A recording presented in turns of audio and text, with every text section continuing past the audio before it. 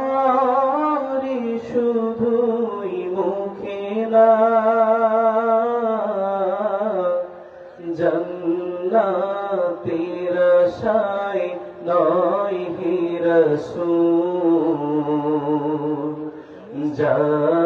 জাহান্নাম কেউ ডরি না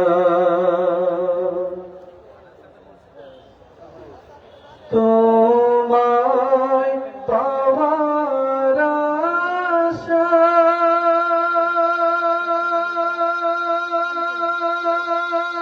আশায় মন ছুটে যায় মদিনায় তোমায় পাওয়ার আশায় মন ছুটে যায় মদিনায় এ আশিকে দিদার দাও না আর দূরে থাকিও না এ আশিকে দিদার দাও না আর দূরে থাকিও না হে রাসূল তোমায় ভালোবাসি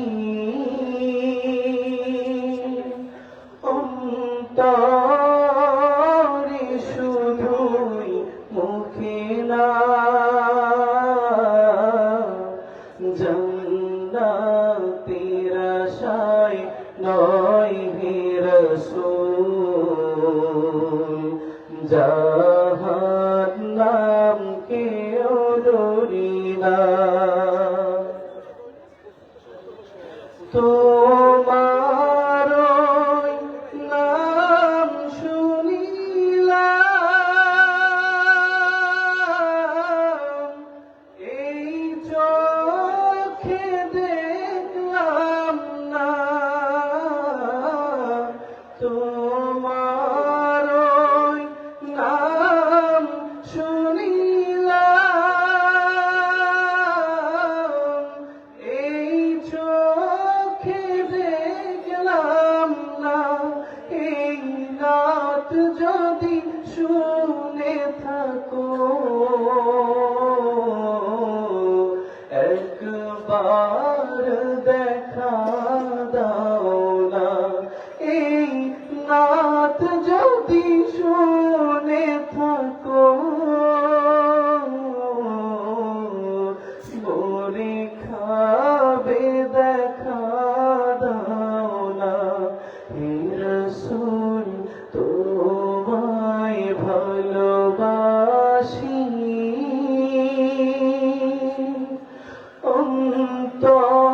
অন্তরে শুধুই মুখে না জান্নাতের আশায় নয় হে রাসূল জাহান্নাম কেউ ডরি না জান্নাতের আশায় নয় হে রাসূল জাহান্নাম কেউ ডরি না সকলে বলি মারহাবা এখনো পিছনে অনেক ভাইরা বসে আছেন সামনে ফাঁকা জায়গা আছে মেন গেটে অনেক ভাইরা দাঁড়িয়ে আছেন আমাদের স্বেচ্ছাসেবক ভাইরা দয়া করে তাদেরকে বসাবার ব্যবস্থা করুন গেটটা ছেড়ে দিন সকলে ভিতরে চলে আসুন মোহতারাম হাজিরিন মঞ্চে পর্যায়ে গুরুত্বপূর্ণ ওয়াজ নসিহত করবেন আমির হিজবুল্লাহ আমির শরিয়াত আমির তরিকাত সচিনা শরীফের আলা হযরত পীর সাহেব কিবলা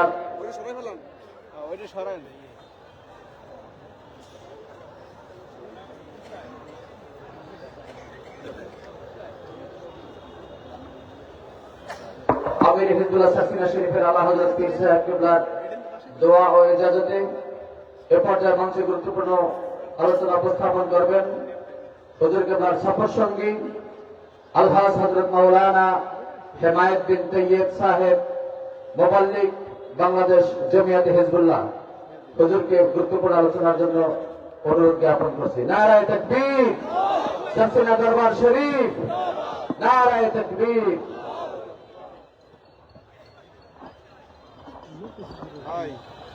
আবু মুসা লেখাটা সরান।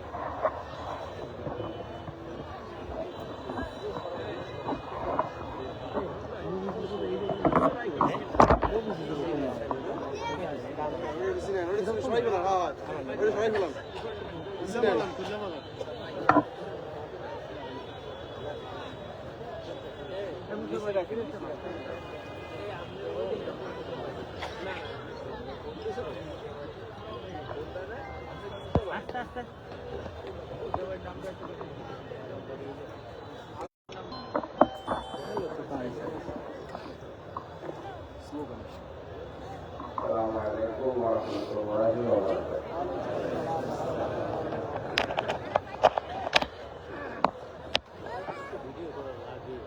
نحمده ونستعينه ونؤمن به ونتوكل عليه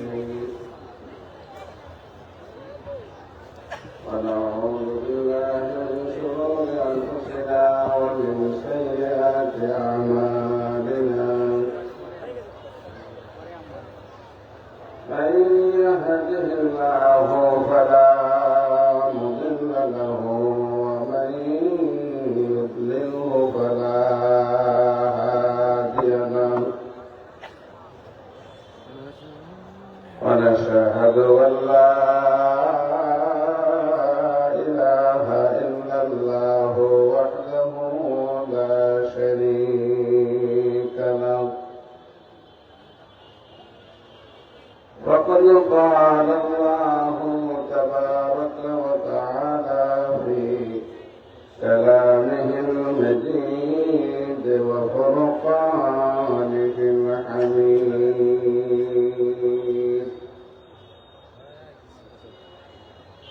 كيف تكفرون بالله وكنتم أمواتا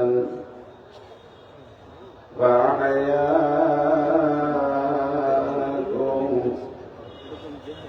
ثم يميتكم ثم يحييكم ثم إليه ترجعون. عن أبي هريرة رضي الله تعالى عنه قال: قال رسول الله صلى الله عليه وسلم: إذا اتخذ الخير دولا والأمانة مغنما والزكاة مغرما وتعلم لغير الدين وأتى الرجل امرأته وعتى أمه وأدنى شريكه وأخشى أباه وزهرت الوسوة في المساجد وساد قبيلة فاسقهم وكان زعيم القوم أرذلهم وأكرم الرجل مخافة شره وشربت الخمور ولعن آخر هذه الأمة أولها فارتكبوا عند ذلك ريحا حمراء وزلزلة ومسحا وخسفا قذفا إلى آخر الحديث أو كما قال عليه الصلاة والسلام. رواه الترمذي. وقال تعالى في شأن حبيبه تعظيما وتكريما: إن الله وملائكته يصلون على النبي يا أيها الذين آمنوا صلوا عليه وسلموا تسليما. সাল্লাল্লাহু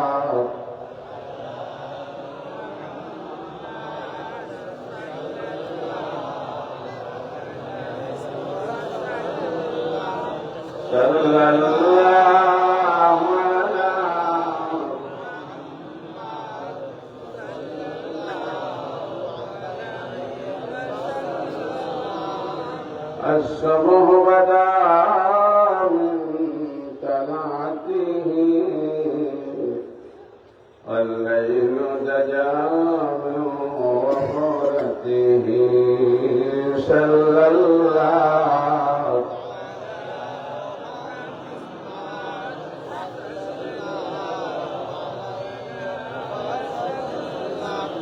صلى الله على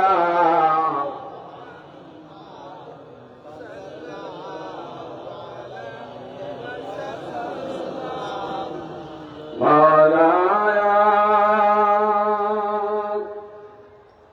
صل وسلم دائما ابدا على حبيبك خير الخلق كلهم صلى الله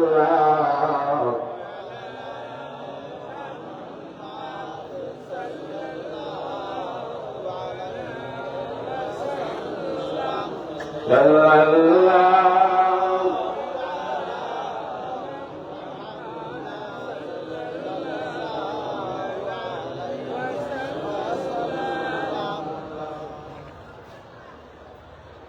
معزز محترم واجب الاحترام আমির হিজবুল্লাহ শাসিনা শরীফের বর্তমান হযরত পীর সাহেব হুজুর কেবলা আলহাজ হযরত মাওলানা শাহ আবু নসর নেসারউদ্দিন আহমদ হুসাইন সাহেব মাদ্রাজাহুল আলী উপস্থিত হযরত পীর সাহেব হুজুর কেবলার ছোট সাহেবজাদা বাংলাদেশ জমিয়তে হিজবুল্লাহ সিনিয়র নায়েবে আমির শাসিনা দারুস সুন্নাহ জামিয়া নেশারিয়ার সুযোগ্য নায়েবে রাইস প্রখ্যাত আলেমে দ্বীন আলহাজ হযরত মাওলানা মুফতি শাহ আবু বকর মোহাম্মদ সালেহ নেসারুল্লাহ ছোট হুজুর কেবলা মাদ্রাজাহুল আলী বাংলাদেশ জমিয়তে হিজবুল্লাহ যুব হিজবুল্লাহ ছাত্র হিজবুল্লাহ বিভিন্ন স্তরের নেতৃবৃন্দ দিগার বিজ্ঞ হাজারাত উলামায়ে কেরাম সম্মানিত দিনদার মুসলমান বাবাজিরা যুবক ভাইয়েরা ছাত্র বন্ধুরা মহান মালিকের দরবারে আমরা অসংখ্য অগণিত শুকর আদায় করছি যে আজকে শাসিনা শরীফের আমাদের সেরতাজ পীর ও মুর্শিদ যার হাতে হাত দিয়ে আমরা অনেকেই বায়াত হয়েছিলাম দীর্ঘদিন যার নিঃসহবতে থেকে আমাদের আমলের পরিবর্তন হয়েছে সদ্য মরহুম আমাদের হুজুর কেবলা মুহররম মাসের 10 তারিখ আপনারা সকলেই অবগত আছেন আমাদেরকে ছেড়ে হুজুর মালিকের ডাকে সাড়া দিয়ে চলে গেছেন। হুজুরের ইন্তেকালের পরে বর্তমান দায়িত্বশীল শাসিনা দরবারের গদ্দিনশীল বর্তমান হযরত পীর সাহেব হুজুর কেবলা এই ময়দানে এই প্রথম মাহফিল বলেন ঠিক কিনা? হুজুর কেবলা চলে গেছেন, আমাদের দরবারকে হুজুর শূন্য করে রেখে যাবেন। হুজুরের যোগ্য উত্তরসূরি, যোগ্য জানেশীন হুজুর রেখে গেছে, ঠিক কিনা ভাই? আজকে বর্তমান হুজুর কেবল তশরিফ এনেছেন। শীত খুব বেশি, হুজুর বলছে যে গভীর রাত্রে হুজুর করবেন না, অল্পের ভিতরে হুজুর কেবল শেষ করবেন।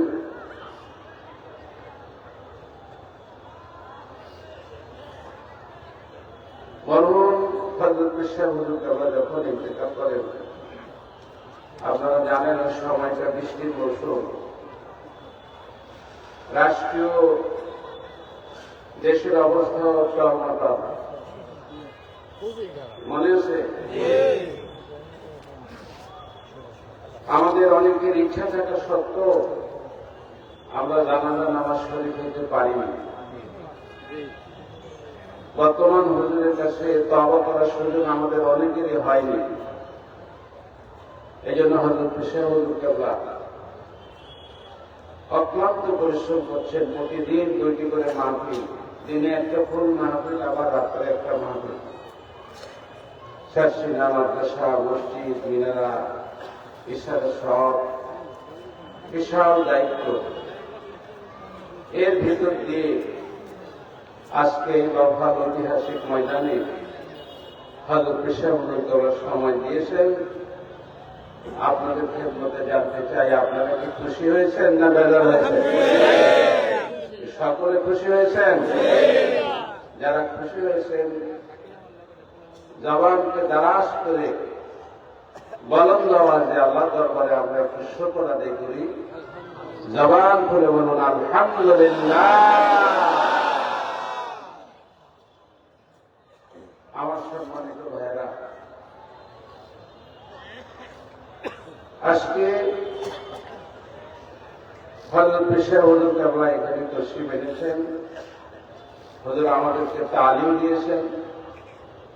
তালিমের পরে আমাদের ছোট হুজুর কেবলা অত্যন্ত গুরুত্বপূর্ণ আলোচনা করেছেন। আসলে আমরা জীবনে যত ওয়াজ শুনছি, জীবনে যত নসিহত আমরা শুনছি, এইগুলি যদি আমরা আমল করতে পারতাম তাহলে আমাদের আর ওয়াজ নসিহত শোনার আর দরকার হতো না। আমাদের একটা তবিয়ত হলো, আমাদের একটা অভ্যাস হলো, আমরা শুনতে চাই কিন্তু আমল করতে চাই না। আর এখন কত রকমের আলোচক আপনারা ইউটিউব, ফেসবুকে দেখেন, কত রকম সাজসজ্জা, হাসানো, কান্দানো, স্লোগান, এই সেই হাবি জাবি। মানুষ দিশেহারা হয়ে গেছে, কোন দিকে যাবে, কি করবে, কোনটা হক, কোনটা বাতিল, কোথায় গেলে আল্লাহকে পাওয়া যাবে। সাধারণ মানুষগুলো একটা সমস্যার ভিতরে আসে। বলার কথা ঠিক না? সাধারণ মানুষ যারা, যাদের সুযোগ হয়নি কোরআন হাদিস সম্পর্কে একটু সময় দেওয়া, আমমানুষ যারা, ওনাদের জন্য দিনের উপরে চলাটা খুব কঠিন হয়ে গেছে। কারণ যে আসে সেই তো বলে আমারটা ঠিক, কে বলে? যে আসে সেই বলে আমারটা ঠিক। এখন প্রকৃতপক্ষে আমরা কোন ধারার উপরে চললে পরে আমরা সঠিকের উপরে থাকবো, এটা বেশি বের করা কিন্তু আমাদের জন্য কঠিন হয়ে গেছে। কথাটা সত্য কিনা বলেন? আপনি ইউটিউব, ফেসবুক যারা চালান, আপনারা দেখেন কত কথা, কত রকমের নতুন নতুন কথা।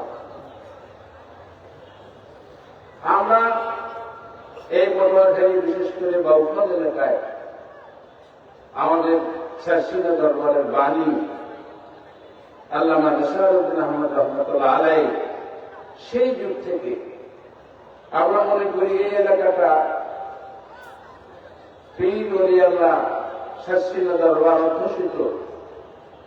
এই এলাকায় হাজার হাজার আলেম ওলামা, পীর ভাই, মুহিদ্দিন, আশিকিন, জাকিরিন আর ওদেরকে তারা মহব্বত করে শাসিনা দরবারে তারা আসা যাওয়া করে, কত সত্য নেই। আমরা আমাদের বুঝের পর থেকে দিনের উপরে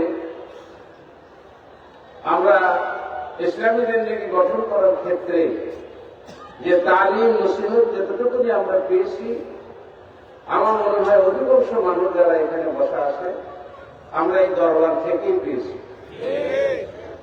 বলেন কথা ঠিক কিনা? শাসিনা দরবার শরীয়তের দরবার, এখানে কোনো বেদাতের স্থান নাই। কি বলে? এখানে কোনো মাজার পূজা নাই, কবর পূজা নাই, ঢোল তবলা নাই, ছেলে মেয়ে নাই, নাচানাচি নাই।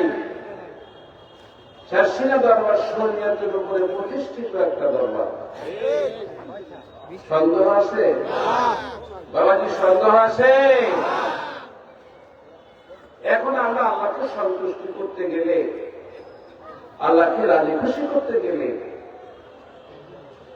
আল্লাহ পাকের হুকুম পালন করার বিকল্প আর কোন রাস্তা নাই। এখন আমরা কোরআন হাদিস সম্পর্কে যথেষ্ট জ্ঞান আমাদের নাই। কোরআন হাদিস সম্পর্কে যথেষ্ট জ্ঞান আমাদের নাই।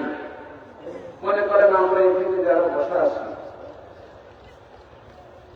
এর ভিতরে শতকরা 10 জন লোক আপনি পাবেন না যে নির্ভুল কোরআন শরীফ তেলাওয়াত করতে পারে। অর্থ বোঝা, ব্যাখ্যা বিশ্লেষণ বোঝা, নাসিক মানসুখ বোঝা, আমখাস বোঝা, এগুলো পরে থাকে। সহিভাবে তেলাওয়াত করার মতো লোকই আমাদের সমাজে করে। অর্থগুলো তো দূরে থাকে। এখন আপনি যে শরীয়তের উপরে চলবেন, আপনি যে সরল সঠিক রাস্তার উপরে চলবেন, এটা কিভাবে চলবে? আপনি সঠিক রাস্তার উপরে কিভাবে চলবেন? রাসূল পাক সাল্লাল্লাহু আলাইহি ওয়াসাল্লাম ঐতিহাসিক যে ভাষণ দিয়েছিলেন, তাম পৃথিবীর সবথেকে বড় ময়দান আরাফার ময়দানে বিদায় হজের ভাষণ দিয়েছিলেন। কি বলেন? কথা ঠিক না? বিদায় হজের ভাষণ দিয়েছিলেন। সূরা নসর যখন নাযিল হল, সব সাহাবায়ে কেরাম খুশিতে আত্মহারা। সায়াদখুলুনা ফি দীনিল্লাহি আফওয়াজা। দিনের পরিপূর্ণতা হয়ে গেছে, মানুষগুলি দলে দলে দিনের ভিতরে।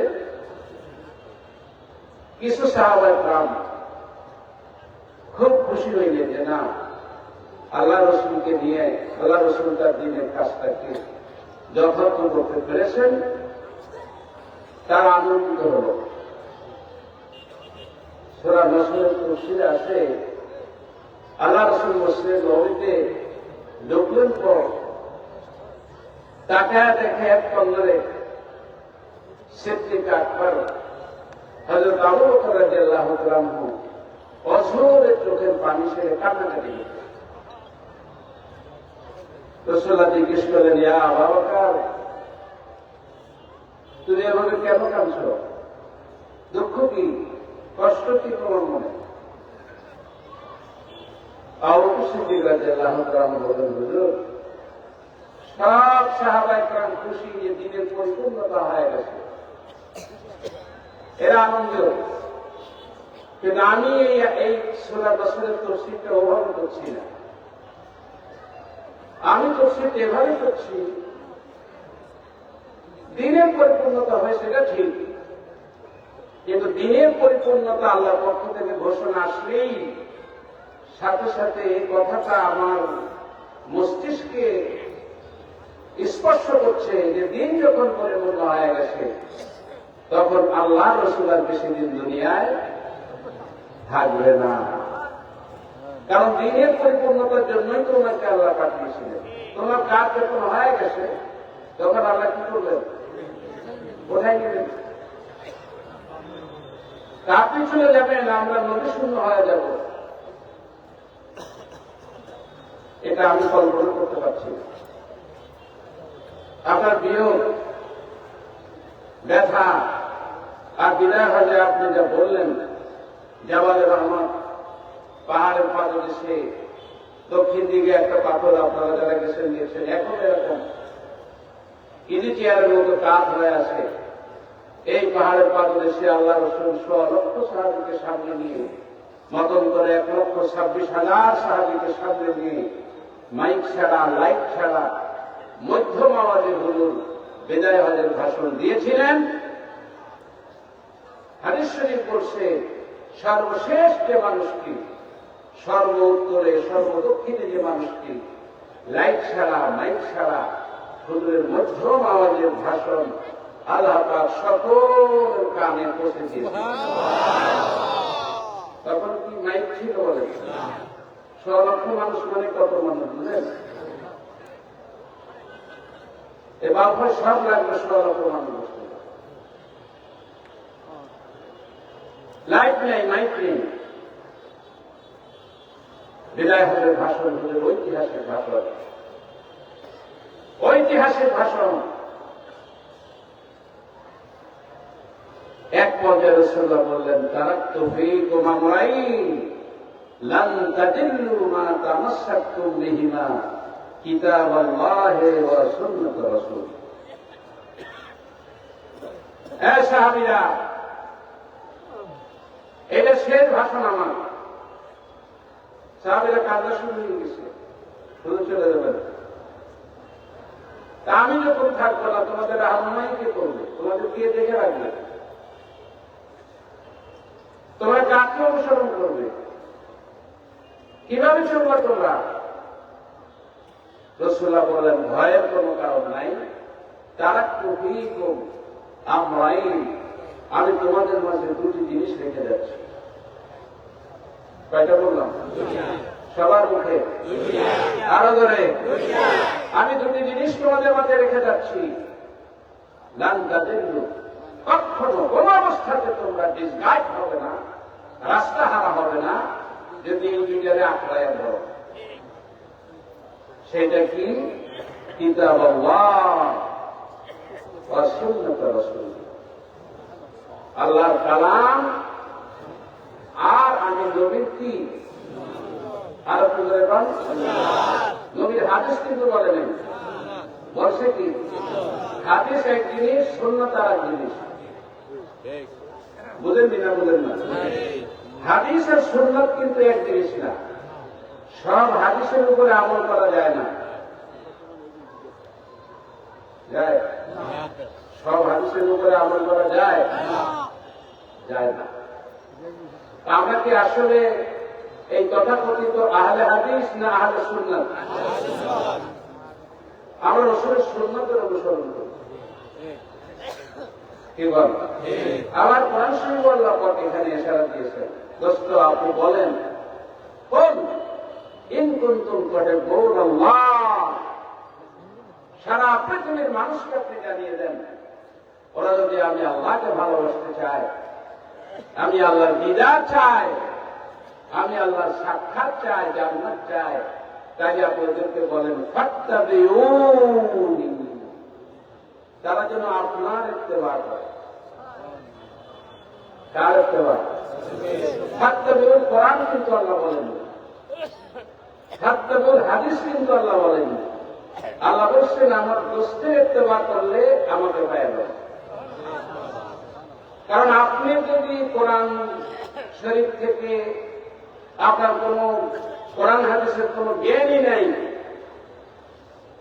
আপনি পড়তেই জানেন না, নাসিক মানসুখ জানেন না, একটা শব্দের অর্থ জানেন না, আমখাত জানেন না, মুস্তারিফ মাওদুদ জানেন না, আপনি যদি কোরআন শরীফ থেকে সরাসরি নিয়ে আমল করতে যান, তাহলে আপনি রাস্তা হারা হবেন। আপনি মন গড়া ব্যাখ্যা করবেন। আপনি কি কথা বুঝলেন? একটু গভীরে গিয়ে একটু বোঝার চেষ্টা করেন। এই জন্য আল্লাহ পাক বলেছেন, ফাত্তাবিউনি, আমার দোস্তের কি করবা? কর না, আমার দোস্তের ইত্তেবা, অনুসরণ সাহাবা একরাম কিভাবে অনুসরণ করছে আপনি হতভম্ব হলেন। ওখানে একটা হাদিস শুনেন, রাসূলুল্লাহ একদিন সাহাবা একরামকে তালিম দিচ্ছেন, ওয়াজ করছেন। রাসূলের হাতের ভিতরে আংটি থাকতো। তো হুজুরের আলোচনার ভিতরে আলোচনা করতে করতে এক পর্যায়ে এই আংটির সাতটা হুজুরের হাতের ভিতর বসে চলে আসে। এটা কিভাবে থাকে না এইভাবে থাকে, এই যে এইভাবে চলে আসছে। সঙ্গে সঙ্গে সামনে যে সাহাবা একরাম বসা ছিলেন ওনাদের আংটিগুলো ওরা ঘোড়ায় ভিতর বসে এই মুকুটটা নিয়ে নিলেন। সুবহানাল্লাহ, আর একটু জোরে বলুন না সুবহানাল্লাহ।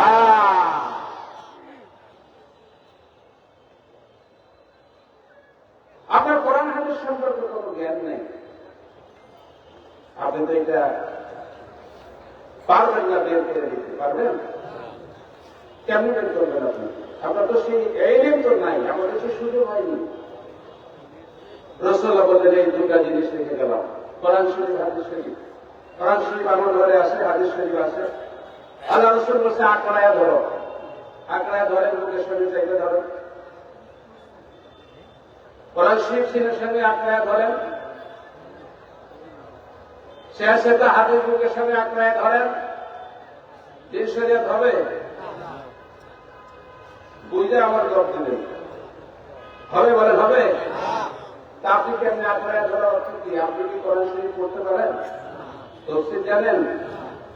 নাসেখ কোনটা, মানসুখ কোনটা, আম কোনটা, খাস কোনটা, মুস্তারিক কোনটা, মুআব্বাল কোনটা, কোনটা তেলাওয়াত আছে, হুকুম নাই, হুকুম আছে তেলাওয়াত নাই, কোন আয়াতের দ্বারা কোন হুকুম সাবেত হয়েছে, এই তাহকিক, এই ফুরুনাত, সমস্ত ইলমের মাহারত 1 লাখে একজন লোক সমাজে আসতে নাই।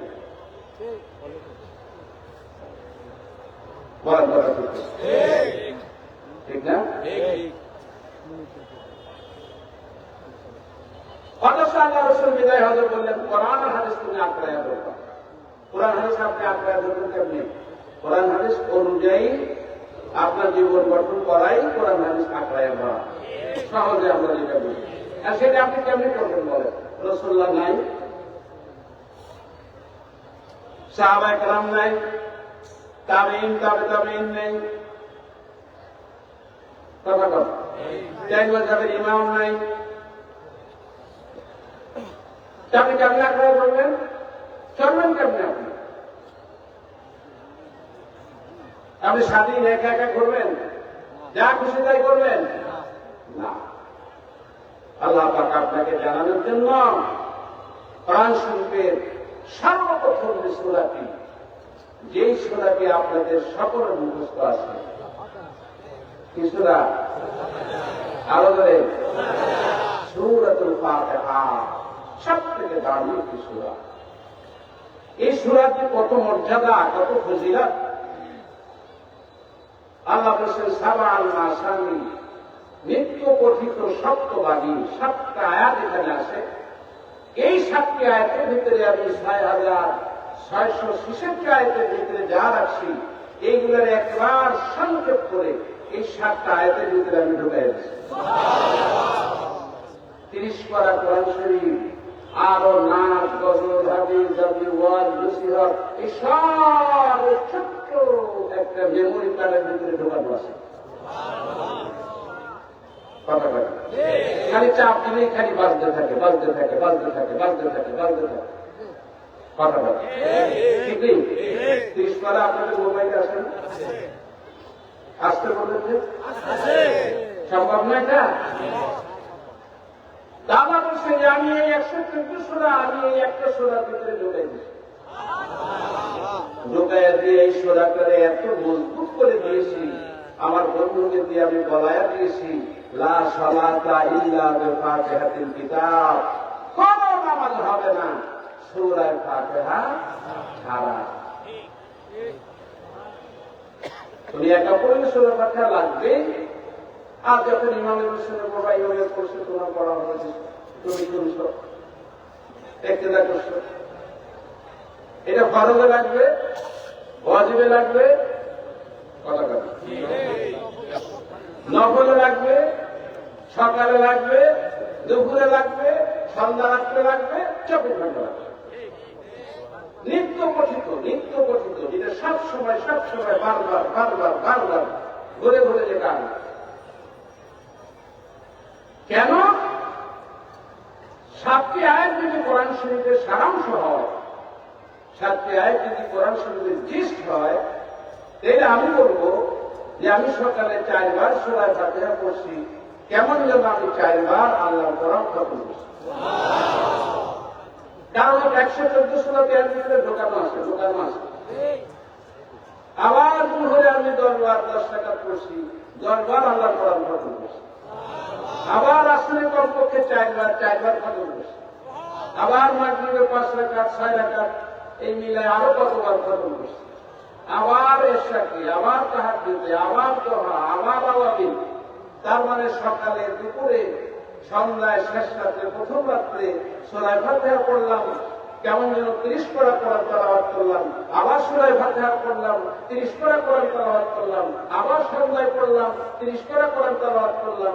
মুফাসসির বলতেছে তার অর্থ হলো দিনে, রাত্রে, সন্ধ্যায়, সকালে, মধ্যরাত্র, শেষ রাত্র 24 ঘন্টা কোরআনের নূরটা তোমার সিনায় তরুতাজা হইল। 7 আয়াতের ভিতরে আল্লাহ সব ঢুকাই দিচ্ছে। কথা বলে সব ঢুকায়া দেয়া, এটাকে লাজেম করে দিয়েছে সব রাখাতে। তোমাকে যেন বারবার কান স্পর্শ করে, এখানে একটা পরিষ্কার করে আল্লাহ বলে দিয়েছে। এটা একটা মানপত্রের মতো, সূরা ফাতিহা একটা মানপত্র। সুবহানাল্লাহ। আপনার একটা রাজা বাদশাহ মন্ত্রী আসলে তখন একটা শ্রদ্ধাঞ্জলি বলে না, কি বলে, মানপত্র। এই মানপত্র একটা ওনাকে দেওয়া হয় যে আপনি এই গল্পের কৃতি সন্তান, আপনি দানবীর, কথা বলেন, আপনি ভিআইপি, আপনি সিআইপি, আপনি এই গল্পের ছেলে, এখানে বড় হয়েছেন, যত প্রশংসা কইরা সাইলা। এরপরে মাঝখানে যায় তার কাছে একটু চাইতে হয় যে আপনি যখন মন্ত্রী হয়ে আসছেন, আমাদের এই মাঠে খালি বালু, এখানে আমরা বসতে পারি না, বর্ষা হলে পানি হয়ে যায়, মাঠে যদি আর একটু 10 লাখ টাকার একটা বাজেট দিতেন, তাহলে আমরা আলাদা এখানে বসতে পারতাম, ছেলেরা খেলাধুলা করতে। একটা চাইলাম। শের দিকে বলি যে আমরা তো আপনারই লোক, আপনার দলই আমরা করছি, আপনার পিছনে আসি, আমারই চলার পথে যদি কখনো বিপদ মুসিবত হয়, তা আপনি আমাদের দিকে একটু খেয়াল দেবেন। এরকমই মানপত্রটা সাজানো হয়। আল্লাহ পাক বলেছেন, আমি প্রতি নামাজে সূরা ফাতিহা লাজম করে দিয়েছি এজন্য যে প্রত্যেকটা নামাজে তোমরা আমার কাছে দরখাস্তটা পেশ করবা। আমি কি করব? আমি মঞ্জুর করব। কিভাবে করবা? আল্লাহ শেখায় দিচ্ছেন, আলহামদুলিল্লাহি রাব্বিল আলামিন। সমস্ত প্রশংসার মালিক কে বলেন? জবান খুলে বলেন, কে মালিক? আলহামদু, এই আলিফলাম ইস্তেগরাকি ওলামা কেরাম বলেন, প্রশংসার মালিক একমাত্র কে? সমস্ত প্রশংসা একমাত্র মাবুদের আল্লাহ তাআলার প্রশংসা। ওই মালিক কে? রব্বুল আলামিন, যিনি সমস্ত আলম সমূহের পাল্লেওয়ালা, রহমানের পাল্লেওয়ালা। আলামিন এইটা বহু বচন, এক বচন হইল আলম, এর জমা হইল আলামিন। আলম মানে জগৎ, আলামিন মানে জগৎ সমূহ। বুঝেছে? আলম বুঝেন তো, জগৎ বুঝেন তো? আমরা একটা জগতে আছি। এই জমিন থেকে নিয়ে আসমান কত কত কত কত দূরত্ব, কত বছরের রাস্তা? কথা বলে 500 বছরের রাস্তা একটা হিসাব আছে। জমিন থেকে প্রথম আসমান পর্যন্ত 500 বছরের রাস্তা। এইটাকে একটা জগৎ তফসিলে লিখছে, এটার নাম হলো আলমে নাসুক, মানুষের জগৎ। প্রথম আসমান, দ্বিতীয় আসমান, তৃতীয় আসমান, চতুর্থ আসমান, সপ্তম আসমান সিদরাতুল মুনতাহা, যেখানে জিবরাইল মেরাজের রাত্রে ব্রেক হয়ে গেছে, আর সামনে যেতে পারে না। প্রথম থেকে সিদরাতুল মুনতাহা, সীমান্তের দুর্বৃক্ষ, এটা আরেকটা জগৎ। তফসিলে সেই জগৎটার নাম হইল আলমে মালাকুত, ফেরেশতাদের জগৎ। ফেরেশতাদের জগৎ যেখানে শেষ, জিবরাইল আর উপরে যেতে পারে না, ওখানে আরশে আজিম মহাশূন্য, ওইটা আরেকটা জগৎ। ওই জগতের নাম হইল আলমে জাবারুত। আলমে জাবারুতের উপরে আরো মহাশূন্য আরেকটা জগৎ, এইটার নাম হইল আলমে লাহুত। তাফসীর বলছে, আল্লাহর কালাম বলছে, এইভাবে তুমি আলমে নাসুত বলো, আলমে মালাকুত বলো, আলমে জাবারুত বলো, আলমে লাহুত বলো, লৌহ কলম বলো, আরশ কুরসি, নক্ষত্র, গ্রহ, উপগ্রহ, ধূমকেতু, গ্যালাক্সি, পাহাড়, পর্বত, নহর, বন্দর, সমস্ত সৃষ্টিকর্তা একমাত্র মালিক আমি আল্লাহ। আলহামদুলিল্লাহি রাব্বিল আলামিন। তামাম জগৎ সমূহের স্রষ্টা কে বলেন তো? আল্লাহ কয় না, আরো কেউ আছে। আমি কোন আল্লাহ? আর রহমান, সুবহানাল্লাহ বলে, আর রহিম, ওই যে প্রশংসা মান কথা। আল্লাহ তুমি তো রহমান, তুমি তো রহিম। পরবর্তীকাল তুমি শুধু রহমান না, তুমি শুধু রহিম না, তোমার আর একটা বড় লক্ষ্য হল মালিক ইয়াউমিদ্দিন। তুমি মালিক ইয়াউমুদ্দিন, ইয়াউমুল কিয়ামাহ। দিন মানে কোন দিন? হিসাবের দিন, যেখানে কি হবে? আমলনামা। এখানে তো আল্লাহ বিচারক হওয়ার কথা ছিল, ঠিক না? হিসাবে কিন্তু মাপ হবে, ওজন হবে, কার বেশি হইল, কে জান্নাত যাবে, কে জাহান্নামে যাবে। এই কাজগুলি তো যে বিচারক, তার কাজ, হাকিমের কাজ, জাস্টিসের কাজ। কথা কথা। কিন্তু ওই শব্দটা আল্লাহ এখানে ব্যবহার করেননি। আল্লাহ ব্যবহার করছেন মালিক, মালিক ইয়াউমিদ্দিন। জোরে বলেন সুবহানাল্লাহ। বাবাজি মুফাসসির বলছে, বিচারক শব্দ, হাকিম শব্দ ব্যবহার না করে মালিক শব্দ আল্লাহ পাক কেন ব্যবহার করলেন? বিচারক যে হয়, যে রায় দেওয়ার মালিক যে হয়, তার একটা গাইডলাইন আছে, তার একটা আইনের লয়ের একটা ধারা আছে। ধারার বাহিরে বিচারক কোন পদক্ষেপ নিতে পারে না। বিচারকের কি ইচ্ছা করে রায় দিতে পারে? তার ওই লয়ের একটা ধারা আছে না, ওই ধারার বাহিরে কিছু করার ক্ষমতা আছে?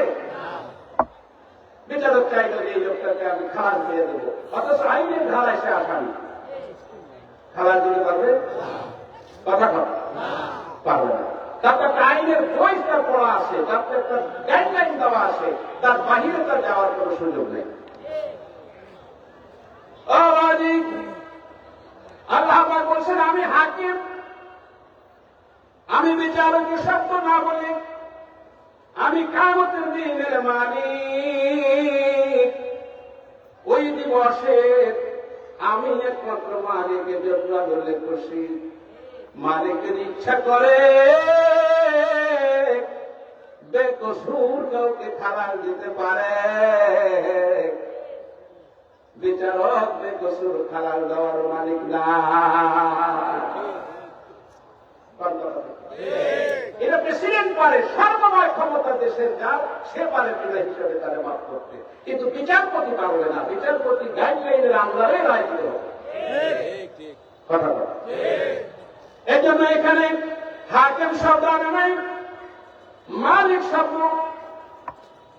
অপরাধগার, তুমি রহমান, তুমি রহিম, সব প্রশংসা তোমার, তুমি বিচার দিনের মালিক।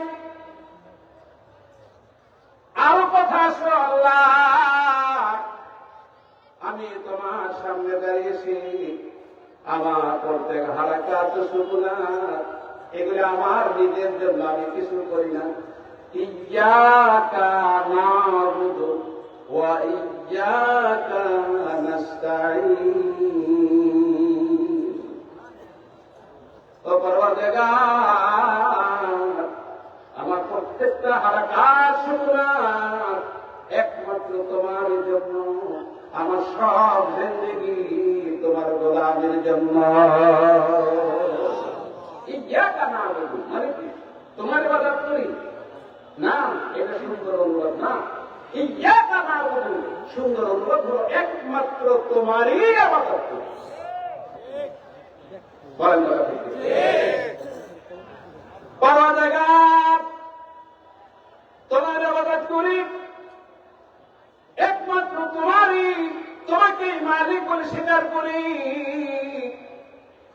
হাজার দল, হাজারো মত, হাজারো তরিকা, হাজারো দায়ী 24 ঘন্টা আমাকে ডাকছে, আমার কোরআন হাদিস জানা নাই, আমি আলেম না। এই যে ঘাতনদের, এই ফেতনার জমানায় আমি সুন্দর মতো চলতে পারছি না। আল্লাহ কয় এই মুসিবতের সময় যখন আসবে, ইয়্যাকা না'বুদু ওয়া ইয়্যাকা নাস্তাঈন, একমাত্র তোমারই ইবাদত করি। আর আমার এই বিশ্বের রাস্তা অতিক্রম করতে, ও পরওয়ারদিগার, আমি যেন শিরক না করি, সোজা রাস্তা যেন চলতে পারি, এই জন্য আমি তোমার কি চাই? আরো জবান বলে কি চাই? তোমার সাহায্য চাই। সাহায্য চাই কার কাছে? ছেলে চাই কার কাছে? মেয়ে চাই কার কাছে? কোন পীরের কাছে আমরা ছেলে চাই না, মেয়ে চাই না, সেজদা করি না। পীর আমার মূল মকসুদ না, আমার মকসুদ হইল আমার আল্লাহ। খবরদার, খবরদার, পীর পাওয়ার জন্য যদি কোনো মানুষ পীরের কাছে যায়, আর কোন দুনিয়ার পীর যদি মুরিদ দুনিয়ার জন্য মুরিদ বানায়, মনে রাখবেন ওই পীর আর মুরিদ দুজন জাহান্নামী। কথা ঠিক কিনা বলেন? আমাদের মূল মকসুদ কি আমার পীর, না মূল মকসুদ আমার আল্লাহ? জবান খুলে বলেন, আমার মূল মকসুদ কে? তাইলে আপনি বলবেন যে তাইলে আপনি পীরের কাছে কেন গেছেন? এটা আপনি বলতেই পারেন। কথা ঠিক না? আচ্ছা, আপনার ঘরে কোরআন শরীফ আছে? তা আপনার ছেলেটা এই 5,000 টাকা মাসে দিয়া ওই ঢাকা হেফজখানায় ভর্তি কেন করবেন? এটা আমার আগে বল। ঘরে বসে আপনার ছেলে কোরআনের হাফেজ হইতে পারে না? কেন পারে না? কোরআন শরীফ আছে না? তবে ঢাকায় পাঠাবেন কেন? 10 লাখ টাকা দিয়ে আপনার ছেলেকে মেডিকেলে পড়াবেন কেন? বাজারে সব বইগুলি আছে, নিজের ঘরে বসে বলে পড়াই দিতে ডাক্তার হয়ে যায়। লাগে না? হ্যাঁ। আল্লাহ এই হাজারো ফিতনা ভরা এই দুনিয়ার ভিতরে কোন পথে চললে আপনি খুশি হবেন, ওই সরল সঠিক রাস্তা কোনটা আমি জানি না। পরওয়ারদিগার, ওই রাস্তাটা আপনি আমার দেখায় দেন, আপনার সাহায্য চাই।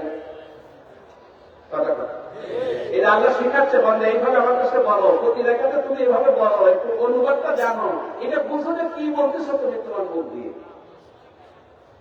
এরপর আমরা শিখায় দেয় ভালো বলো, ইহদিনাস সিরাতাল মুস্তাকিম। পরওয়ারদিগার, তুমি আমার সরল সঠিক রাস্তাটা দেখায় দাও। কারণ হাজারো গাই, হাজারো ডাকনেওয়ালা, হাজারো শ্বাসরঞ্জী, এই দুনিয়ার হাজারো চাকচিক্য দিয়ে, এই দুনিয়ার হাজারো সমাবেশ করে তারা আমাকে ডাকতেছে, তারা আমাকে আহ্বান করতেছে তাদের দলে নেওয়ার জন্য। এই হাজারো হাজারো, এই যে কোনো দিন হাজারো সালের ভিতরে হাজারো কৌশলে আমি বুঝি না কোন পথে চললে আমি তোমারে পাইব। আল্লাহ মেহেরবানি করে সরল সঠিক রাস্তাটা আমারে দেখায় দাও।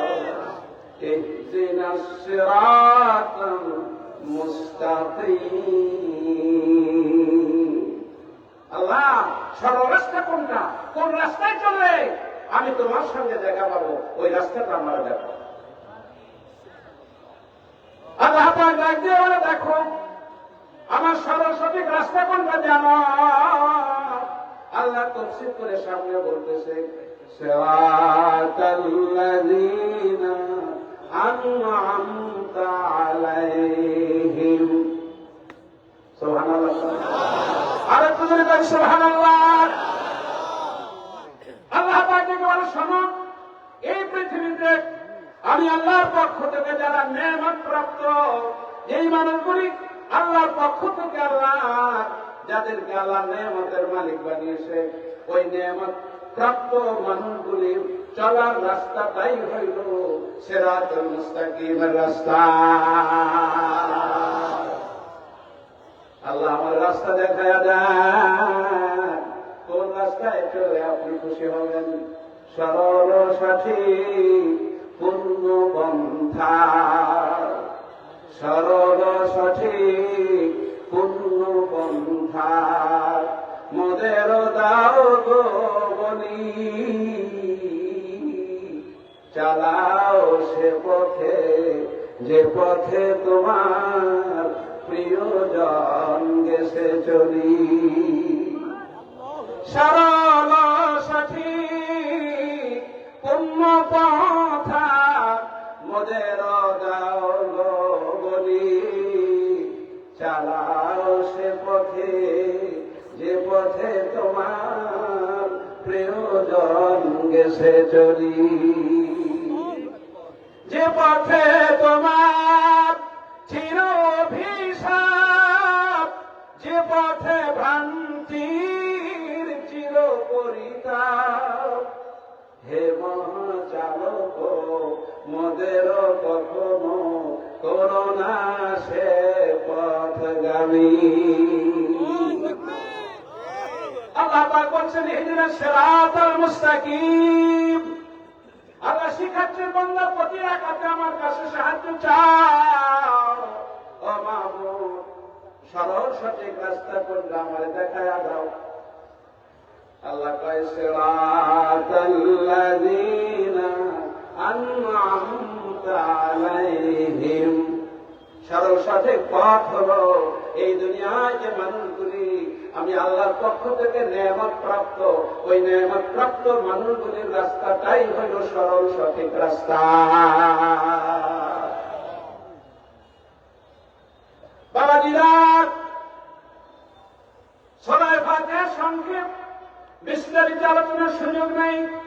অন্য আয়াতের ভিতরে আল্লাহ পাক নেয়ামত প্রাপ্ত মানুষ যারা, নেয়ামত প্রাপ্ত মানুষ কোন মানুষগুলি আল্লাহ নেয়ামত পেয়েছে তাদের তালিকা আল্লাহ পাক অন্য আয়াতের ভিতরে দিয়েছেন। তাইলে যারা নেয়ামত প্রাপ্ত ওদের রাস্তায় চললেই তারা সরল পথে আসে। জোরে কোন, আর একটু জোরে কোন। সিরাতাল্লাযীনা আন'আমতা আলাইহিম। সরল সঠিক পথ হলো ওই পথ, যেই পথটা আল্লাহর নেয়ামত প্রাপ্ত বান্দারা চলছে, ওইটাই সরল সঠিক পথ। আল্লাহ মায়াতে বলে, আন'আমাল্লাহু আলাইহিম মিনান নাবিয়্যিন ওয়াস-সিদ্দীকিন ওয়াশ-শুহাদা ওয়াস-সালিহিন। আল্লাহ পাক ডাক দিয়ে বলে, শুনে রাখো, এই পৃথিবীতে প্রাপ্ত। আরে 4 শ্রেণীর মানুষ আমি আল্লাহর পক্ষ থেকে নিয়ামত প্রাপ্ত। কয় শ্রেণী? সবার মুখে কয় শ্রেণী? আরো যারা বলেন কয় শ্রেণী? প্রথম নম্বর নবিয়্যিন, তামাম আম্বিয়া আলাইহিস সালাতু সালাম, 1,24,000 পয়গম্বর আল্লাহর পক্ষ থেকে বাছাইকৃত, চয়নকৃত, আল্লাহর পক্ষ থেকে যারা নিয়ামত প্রাপ্ত। কোন ঠিক কিনা? 2 নম্বর আল্লাহ পাক বলেন ওয়াসিদ্দিকিন, যারা সিদ্দিক, আবু বকর সিদ্দিক রাদিয়াল্লাহু তাআলা আনহু নিয়ামত প্রাপ্ত। 3 নম্বর শুহাদা, যারা কাফিরের বিরুদ্ধে এলা কালিমাতুল্লাহর জন্য, আল্লাহর দ্বীনকে দুনিয়ায় প্রতিষ্ঠা করার জন্য বদর, উহুদ, খন্দক, কাফির মুশরিক বিধর্মীদের সঙ্গে যুদ্ধ করে উদ্দেশ্য ছিল এলা কালিমাতুল্লাহ প্রভাব বিস্তার করা উদ্দেশ্য না, ক্ষমতা দখল করা উদ্দেশ্য না, নিজে একটা বড় পদ পাওয়া উদ্দেশ্য না, উদ্দেশ্য ছিল একমাত্র এলা কালিমাতুল্লাহ। যুদ্ধটা হচ্ছে কাফেরদের সঙ্গে, মুসলমান যুদ্ধ করা, এইটা কোনো ক্ষেত না, এটা কোনো যুদ্ধ না। আল্লাহ বলছেন মারাত্মক জিনিস। মুসলমান করা যুদ্ধ নাই। মুসলমান মতো বিরোধী থাকতে পারে, মুসলমানের ভিতরে দ্বন্দ্ব থাকতে পারে, এখানে মারামারি কাটাকাটি এটা উঠে গেছে, এটা এখন নাই। এটা যদি আপনি করেন তাইলে আপনি সন্ত্রাসী হবেন। তাফসীর করে দেখেন, ইয়া আইয়ুহান নাবিয়্যু জাহিদিল কুফফার, এত তাফসীর ধারণ করে দেখেন, সুস্পষ্ট ইমাম হযরত জালালাইন রাহমাতুল্লাহ আলাইহি মুফাসসির ওখানে লিখছে, ইয়া আইয়ুহান নাবিয়্যু জাহিদিল কুফফার, হে আমার নবী কাফেরদের সঙ্গে যুদ্ধ করেন। সামনে রাখা আছে আইবিস সাইফে, তরবারি দিয়া। ইয়া আইয়ুহান নাবিয়্যু জাহিদিল কুফফার, হে আমার দোস্ত কাফেরদের সঙ্গে যুদ্ধ করেন। যারা লিখছে সামনে আইবিস সাইফে, কাফের মুশরিক নাস্তিক খোদাদ্রোহী, ওরা যদি কালেমার দাওয়াত ডিনাই করে, অস্বীকার করে, দাওয়াতে সাড়া না দেয়, তাইলে তাদের সঙ্গে ফায়সালা হবে কি দিক? আইবিস সাইফে, তরবারি দিক। এরপরে শব্দটা আল্লাহ বলেছেন ওয়াল মুনাফিকিন, ইয়া আইয়ুহান নাবিয়্যু জাহিদিল কুফফার ওয়াল মুনাফিক। আছে কিনা? ওয়াগলুজ আলাইহিম, এই মুনাফিক শব্দের সামনে সারা পৃথিবীর তাফসীরের কিতাবে লেখা আছে আই হুজ্জাতে ওয়াল লিসানে, কাফিরদের সঙ্গে যুদ্ধ হবে।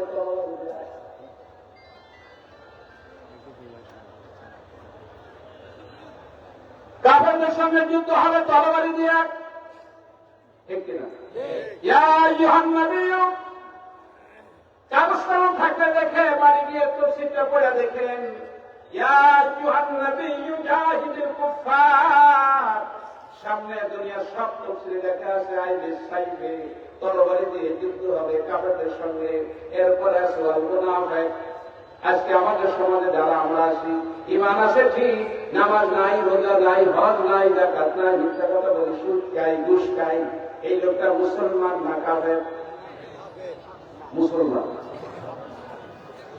নামাজ পড়ে না কিন্তু নাম তো মুসলমান, সেটা মুসলমান খাতা আছে, এটা আপনি কাফের বলতে পারবেন না, তার ভিতরে ঈমান আছে, সে ফাসিক। নামাজ পড়ে না, রোজা করে না, হজ করে না, যাকাত দেয় না, এটা কাফের বলতে পারবেন? কথা কন না, কাফের বলা যাবে? এটা মুসলমান তো, আমলই ফাসিক, তার আমল নাই, মুনাফিক। কাফেরদের সঙ্গে যুদ্ধ হবে তরবারি দিয়ে। ফাসিক যারা, আমলে ত্রুটি যাদের আছে, এদের সঙ্গে তরবারি দিয়ে যুদ্ধ নাই। তাফসীরে বলছে আইবিস সাইফে, আই হুজ্জাতে ওয়াল লিসানে, যারা মুনাফিক, যারা আমলে ত্রুটি, তাদের সঙ্গে যুদ্ধ হবে বক্তব্য দ্বারা, দলিলাদিল্লাহ দ্বারা, জবান দ্বারা, ওয়াজ দ্বারা, নসিহত দ্বারা, বুঝাইতে তালিম, তালকিন, হেদায়েত, মাহফিল, ওয়াজ, নসিহতের মাধ্যমে মানুষগুলিকে ভালো রাস্তায় আনতে হবে। আইবিল হুজ্জাত ওয়াল লিসানে। বাবাজি, আমার দুস্থরা, আমার বন্ধুরা, রব্বুল আলামিন 4 শ্রেণীর কথা এখানে উল্লেখ করছেন। ওয়ান্নাবিয়্যিনা ওয়াস-সিদ্দীকিনা ওয়াশ-শুহাদা। প্রথম নাম্বার নবী, নেয়ামত প্রাপ্ত, ঠিক কিনা? 2 নাম্বার সিদ্দিক, নেয়ামত প্রাপ্ত। শুহাদা, দুনিয়ায় যারা শহীদ তারা আল্লাহর পক্ষ থেকে নেয়ামত প্রাপ্ত। 4 নম্বরে আল্লাহ পাক বলছেন ওয়াস-সালিহিন। যারা বলেন সুবহানাল্লাহ। সালিহিন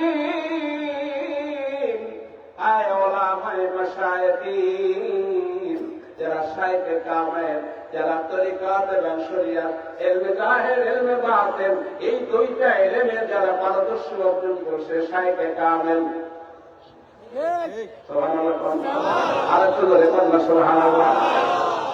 এই দুনিয়ায় যারা আল্লাহর ওলি, তাই ওলি পিসাদের কাছে আপনারা যারা যান, এরা সব মুশরিক। নাউযুবিল্লাহ, বাড়ি যায় বলবেন নাকি?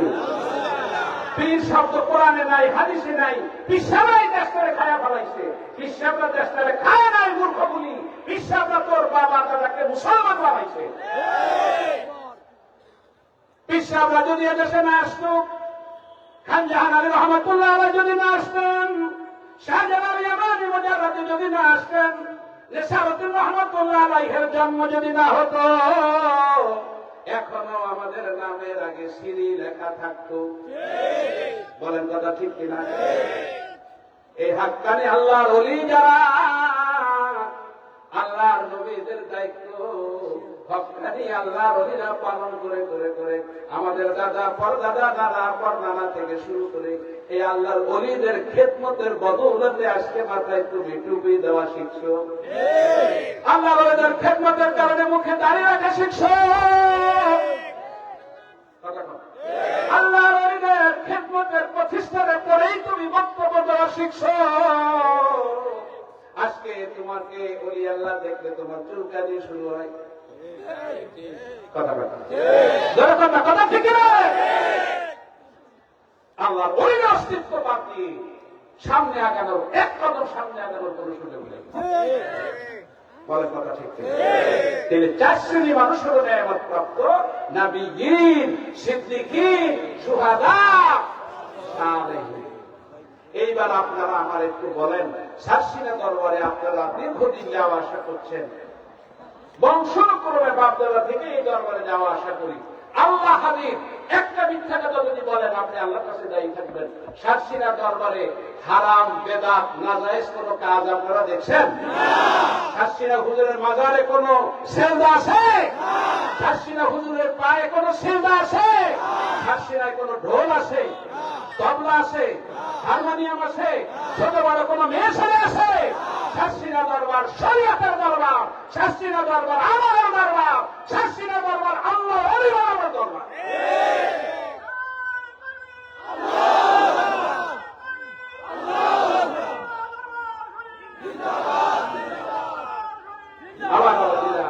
আমার দোস্তেরা, আমার বন্ধুরা, এই বাংলাদেশে একটা টাইটেল মাদ্রাসা ছিল না। ভালো করে জানেন নেন, এই জাতি তার পিছনের ইতিহাস জানে না। ওই জাতির পায়ের নিচে মাটি থাকে না। এই বাংলাদেশে একটা টাইটেল মাদ্রাসা ছিল না। শাসিনা নেসারউদ্দিন আহমদ রহমতুল্লাহ আলাইহি সর্বপ্রথম বাংলাদেশে শর্ষিনা টাইটেল মাদ্রাসা, বাংলাদেশের সর্বপ্রথম টাইটেল মাদ্রাসা শর্ষিনা আলিয়া মাদ্রাসা। 1938 সালে শর্ষিনা যখন কামেল খোলা হলো, বুখারী শরীফ পড়ানোর মতো কোন শাইখুল হাদিস নাই। কে বুখারী শরীফ পড়াবে? শর্ষিনার মরহুম হুজুর কেবলা সুদূর চীন থেকে আমাদের উস্তাদ নিয়াজ মাহদুম আল্লামা ফুরদানি হুজুর রহমাতুল্লাহ আলাইহি চীনা হুজুরকে চীন থেকে আনছিলেন শর্ষিনা মাদ্রাসায় বুখারী শরীফ পড়ানোর জন্য। একটা মাদ্রাসা ছিল না। মুসলমান নামের আগে সিঁড়ি লিখত, সরস্বতী পূজায় যেত। আপনার দাদা, পরদাদা, নানা, পরনানা ধুতি পড়তো, লুঙ্গি পরা শিখে নাই। মুরব্বীরা বলেন কথা ঠিক কিনা বলেন, ঠিক কিনা বলেন, ঠিক কিনা বলেন। নেসারউদ্দিন রহমতুল্লাহ আলাইহি এই পটুয়াখালী, এই বরিশাল বিভাগে প্রত্যেকটা ইউনিয়নে, প্রত্যেকটা গ্রামে গ্রামে ফাঁসি নৌকায় করে, ট্রলারে করে, পায়ে হেঁটে বাড়ি বাড়ি ঘুরে ঘুরে দাওয়াত দিছে, বাবা আমরা মুসলমানের সন্তান, আমাদের নামে লাগে সিঁড়ি হবে না, আমাদের নামে লাগে মুহাম্মদ শব্দ দিতে হবে। আমরা মুসলমান, আমাদের মাথায় টিকি হবে না, আমাদের মাথায় গোল টুপি দিতে হবে, আমাদের পরনে ধুতি হবে না, আমাদের পরনে লুঙ্গি পড়তে হবে।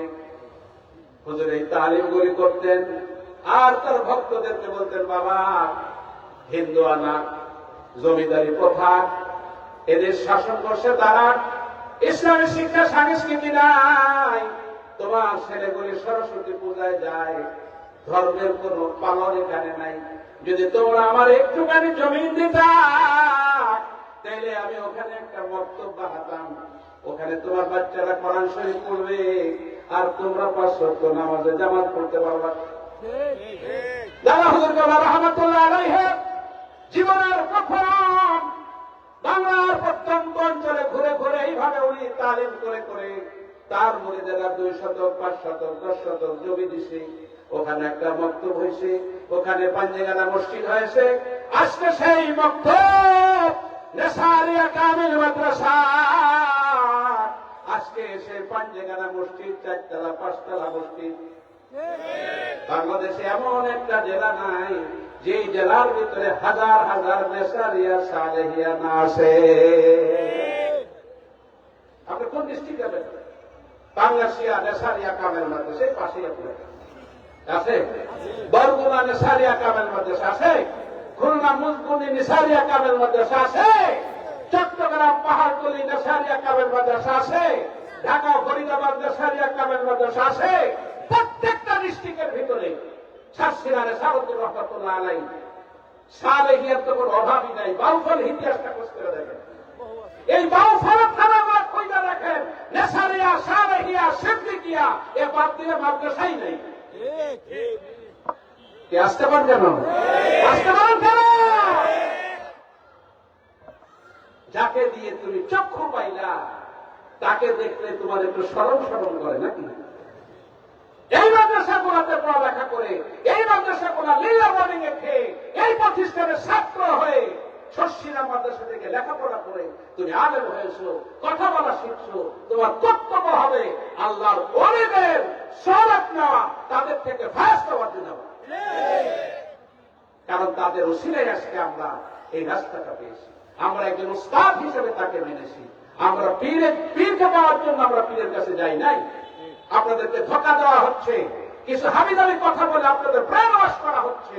আমরা কোন পীর পাওয়ার জন্য পীরের কাছে যাই নাই, আমরা পেতে চাই কাকে?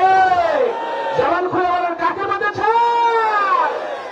আমি ওই নিয়ম পদ্ধতি জানি না বিধায় একজন শেখ মুরব্বী, একজন ওস্তাদ ওনাকে গ্রহণ করছে। এটা কি নাজায়েজ? নাজায়েজ। এটা যদি নাজায়েজ হয় তাহলে আপনার ছেলেকে হাফেজের মাদ্রাসায় পড়ানো নাজায়েজ হবে, আপনার ছেলেকে হাদিসের মাদ্রাসায় পড়ানো নাজায়েজ হবে, আপনার ছেলেকে মেডিকেলে পড়ানো নাজায়েজ হবে। ওইটা যদি জায়েজ হয়, আমরা বড় মানুষ দিন জানি না, শরীয়ত জানি না, ইসলাম জানি না, তওবা জানি না, জিকির জানি না, আমরাও এক হুজুরের কাছে হাত দিয়ে বা পাগড়ি ধরে নাম লেখায়া ওনার ছাত্র হয়েছি, বুড়া ছাত্র আমরা। নাজায়েজ হবে কেন? কথা বলে নাজায়েজ হবে? খবরদার, খবরদার। সময় কিন্তু কঠিন সময়, হিসাব মিলানো সময়। নিজেকে চলতে হবে অত্যন্ত চক্ষু কান খোলা রেখে সমাজে চলতে হবে। রাজি? আরো জোরে বলেন রাজি? আল্লাহ তৌফিক দিন বলেন। আমার বাবাজি 4,500 নেসারিয়া সালেহিয়া মাদ্রাসা মরহুম আবু জাফর সাহেব রহমতুল্লাহ আলাইহি, মরহুম নেসারউদ্দিন রহমতুল্লাহ আলাইহি তারা প্রতিষ্ঠা করে গেছে। যুগের পরিবর্তনে, সমাজের ব্যবধানে আজকে সেই আলিয়া মাদ্রাসাগুলি অনেক জায়গায়, এই মাদ্রাসাগুলির দিকে তাকাইলে আমাদের লজ্জা লাগে। আপনাদের এখানে কি অবস্থা জানি না, আমার এলাকার কথা বলি, হাই স্কুল আর আলিয়া মাদ্রাসা এক হয়ে গেছে। রাখবেন নাকি? আল্লাহ রাস্তা রাখবেন না, আমার খারাপ ধারণা নেন না। হাই স্কুলে ছেলেরাও পড়ে, মেয়েরাও পড়ে। অনেক আলিয়া মাদ্রাসায় ছেলেরাও পড়ে, মেয়েরাও পড়ে। এই আলিয়া মাদ্রাসা আর হাই স্কুলের ভিতরে পার্থক্যটা কি? পার্থক্য আছে? বলেন বলেন, আছে? একটা যুবক ছেলে, একটা যুবতী মেয়ে একটা কামরার ভিতরে 12 মাস যদি পড়ালেখা করে, হোক মেয়েটা বোরকা দিয়ে আসছে। আপনাদের বললে বলেন মুসলিম মেয়ে তো বোরকা দিয়ে পর্দা করে যায়, কিসের বোরকা দিয়ে পর্দা? একটা ক্লাসের ভিতরে যদি ছেলে মেয়ে 12 মাস, যুবক ছেলে 9, 10, 11 পড়ে, এই যুবক ছেলে আর যুবতী মেয়েরা ক্লাস করে, সেখানে কোন রুহানিয়াত থাকে? এই জাতির জন্য কিসমত খারাপ, এই জাতির জন্য ভবিষ্যৎ খারাপ। এই দেশটা আলেম শূন্য করার জন্য, এই দেশটা হক্কানি আলেমকে বিদায় দেওয়ার জন্য সুপরিকল্পিত ভাবে এই মাদ্রাসাগুলির ভিতরে সহশিক্ষা ঢোকানো হয়েছে। আল্লাহ রাসূল বলে গেছে, কিয়ামতের আখ্যান দিয়ে আল্লাহ এলেম দুনিয়া থেকে এলেম উঠায় নেবে। এলেম উঠায় নেবে মানে কি? হাদিস কোরআন সব আসে আজমে চলে যাবে নাকি? এলেম উঠায় নেওয়ার অর্থ হলো হক্কানি আলেম দুনিয়া থেকে বিদায় হয়ে যাবে। যেখানে দিন নাই, যেখানে শরীয়ত নাই, এতটুকুনি অনুভূতি যাদের ভিতরে নাই, তাদের ভিতরে কি দিনদারি, কি তাকওয়া তাদের ভিতরে আছে? বলে মরহুম আবু জাফর সালেহ রহমাতুল্লাহ আলাইহি অনেক দুঃখ করে হুজুর বলতেন, আমরা হুজুরকে শেষ জীবনে পেয়েছি এবং এই সত্য মরহুমে সারা জীবনই তো দেখলাম, সারা জীবন মনে একটা কষ্ট যে মুরব্বীরা যেই খেদমত করে গেছে, এই সোনার বাগান তারা তৈরি করছে, আজকে আমরা হাতে ধরে সেই বাগানটার ভিতরে আমরা শরীয়ত বিরোধী পর্দার খেলাফ আমরা ঢোকাইয়া দিলাম। মেয়েদের অবশ্যই শিক্ষা দরকার, মেয়েদের জন্য আপনি ভিন্ন মহিলা মাদ্রাসা 1000টা করেন, কোনো অসুবিধা নেই। বলেন কথা ঠিক কিনা? শর্ষিয়া হুজুর কেবলা মহিলা মাদ্রাসা করতেছে, মহিলা মাদ্রাসা আলাদা করেন, 1000টা করেন। আবার পাই যে এই যুগে মেয়েদের যদি লেখাপড়া শেখানো না হয়, 10 পাস, আলেম পাস, বাকের পাস না হইলে মেয়েদের বিয়ে হয় না, তো ভালো কথা। আপনার দাদি নানি এরও তো বিয়ে শাদী হয় নাই। কে আর কামেল পাস, ফাজেল পাস, ডিগ্রি পাস আসছিল? আপনার নানি তো ডিগ্রি পাস আসছিল না, ফাজেল পাস আসছিল, এত বিবাহ শাদী তো হয়নি। আপনি একটা বোকা মানুষ, বোকা। এখনো পর্যন্ত এই বাংলাদেশের শিক্ষিত চাকরিজীবী ভালো ভালো গ্রাজুয়েট ছেলেরা তারা খোঁজ করে পর্দানিসীন ভালো মেয়ে কোথায় আছে। কথা বলে, কথা বলে, কথা বলে। আমার কাছে তথ্য আসে, বড় বড় চাকরি করে। আমার কালকে একটা ছেলে ফোন করছে, একটা ইউনিভার্সিটি লেকচারার, আমার একটা হুজুর একটা পর্দানিসীন ভালো একটা মেয়ে, গরিব হোক গ্রামের হোক, পর্দানিসীন একটা মেয়ে আমাদের বুঝে দেয়। আমরা অগ্রগতি করতে যাই, আমরা একবার সর্বনাশ করে দিতে। মরহুম হযরত পীর সাহেব হুজুর কেবলা এই বাস্তবতার আলোকে 1985 সালে শর্ষিনা আলিয়া মাদ্রাসার পাশে আরেকটা মাদ্রাসা, শর্ষিনা দিনিয়া মাদ্রাসা প্রতিষ্ঠা করেছিল।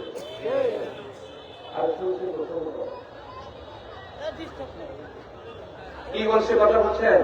1985 সালে আরেকটা মাদ্রাসা, এটা বেসরকারি। তখন আপনি বিশ্বাস করে সত্য কথা বলতে কি আমরাও এটা মেনে নিতে পারি না, কারণ আমরা তো মুরিদ, আমাদের তো সেই চোখ নাই।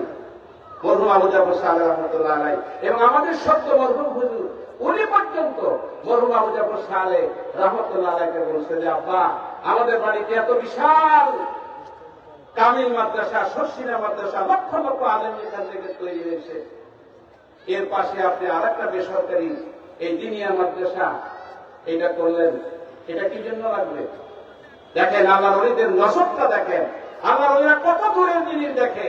মরহুম আবু জাফর সালেহ রহমাতুল্লাহ আলাইহি বলেছিলেন, বাবা, বড় একটা গাছের নিচে ছোট্ট একটা চারা গাছ আমি লাগায় রাখলাম, ওই বড় গাছটার ডালপালা যদি কখনো শুকায়া যায়, এই ছোট গাছটা আস্তে আস্তে বড় হয়ে উঠবে। আজকে কি ডালপালা শুকাইছে না শুকায় না? কম না। আপনি চেহারার দিকে তাকাইলে বলতে পারবেন না যে এই ছেলেটা স্কুলে পড়ে না মাদ্রাসায় পড়ে, না মাথায় টুপি আছে, না শরীরে কোন সুন্নতি যোগ্য আছে। একটাই মাদ্রাসা ছুটি হয়, ঘন্টা দেয়, মুয়াজ্জিন আযান দেয়, সব সুর করে বাড়িতে চলে যায়। মসজিদে একটা লোক, একটা ছেলে ওটাই শিক্ষক হবে। অনেক প্রমাণ আমার নিজের হাতে জানা আছে, আপনি বিশ্বাস করেন না করেন। কি আগুনটা আমাদের লেগে গেল সমাজে। দেখেন দিনের ভিতরে মরহুম হুজুর বলছিলেন এই ছোট গাছ লাগালাম, এই ছোট গাছে একদিন কি হবে আপনারা শুনলে খুশি হবেন। শাসিনার মরহুম হযরত সাহেব হুজুর কেবলা এই দিনিয়া মাদ্রাসা, বেসরকারি দিনিয়া মাদ্রাসা অনেকে বুঝে না যে দিনিয়া আবার কি। আলিয়া মাদ্রাসা দিনিয়া মাদ্রাসা একই জিনিস।